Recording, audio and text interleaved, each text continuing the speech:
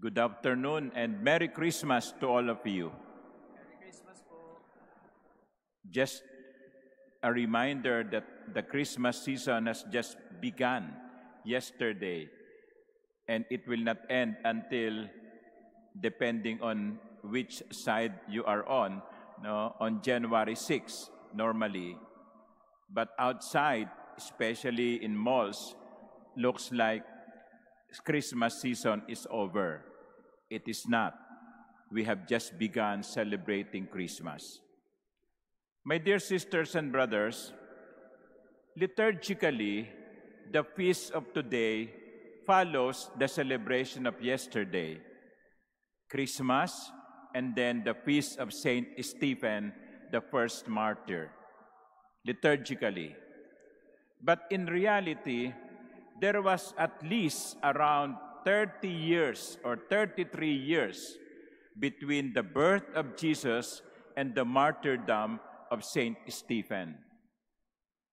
But Saint Stephen is considered as the first of the disciples of the Lord, the early Christians who gave his life for the Lord, who was just born yesterday. But even then, my dear sisters and brothers, there are several reminders of this celebration, of this feast. Number one is that sa buhay natin, talagang merong mga taong maiinggit sa atin.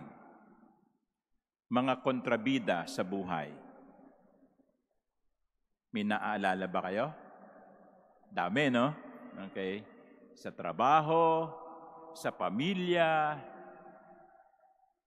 sa eskwelahan, sa parokya, sa simbahan. Wala ka namang ginagawang masama sa kanila, pero ang laki ng inggit sa'yo. Ang laki ng galit sa'yo. And that is what Saint Stephen experienced as narrated to us in the first reading. He was a good man. He was a righteous man. And yet, people hated him. Perhaps because the reason was he was not among them. Ganun naman kapag hindi natin kasama, kapag hindi natin kakampi, kapag iba yung ugali sa atin, madalas kinaiinisan natin, kinaiinggitan natin. He doesn't belong to us. And this is the reality of life. No matter what we do, whether good or bad, there will be people who will harbor hatred against us. So, you might as well do the good things. You might as well do the right things. Mabuti ang gawin mo, may maiinis sa'yo. Masama ang gawin mo, may maiinis sa'yo. Di gawin mo na yung mabuti.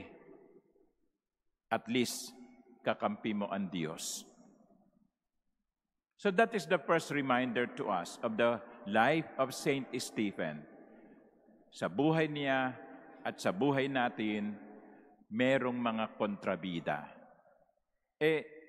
Hindi ba kahit naman pelikula hindi tatakbo ang istorya kung walang kumokontra. Pero, pansinin nyo, laging sa huli, ang bida ang nananalo.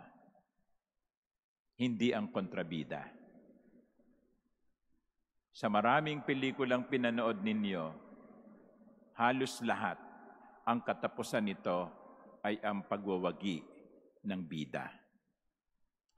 The second reminder of this is, the life of Saint Stephen is a triumph of love over hatred.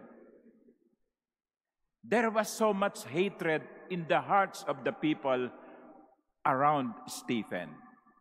But there was also so much love in the heart of Saint Stephen. Saint Stephen could have gotten even. So, okay, masamang ginawa nyo sa akin, gagantihan ko kayo at mas masama pa. He could have done that. But he chose to live the way of love. In the end, like in the case of Saul, who became Paul later on, in the end, it became a source of inspiration to people. Love triumphs over evil and hatred. Mga kapatid, sa buhay natin, huwag nating hayaan ang galit ang magtagumpay. Huwag nating hayaan ang kasamaan na magtagumpay. Huwag nating hayaan na tayo ay maging kasangkapan ng pagkakamali kaysa sa paggawa ng tama.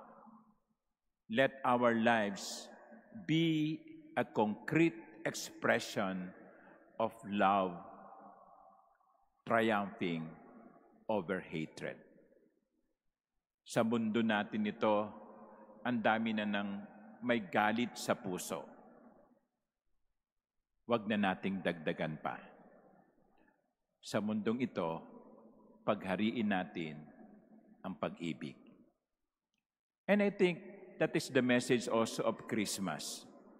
God has all the reason to hate us. God has all the reasons to hate humanity. Man has been disobedient. Man has been cruel. God could have allowed his hatred to overcome him. But no, he chose the way of love. And he gave his only Son to teach us how. I repeat, let love triumph over hatred in our lives. Amen.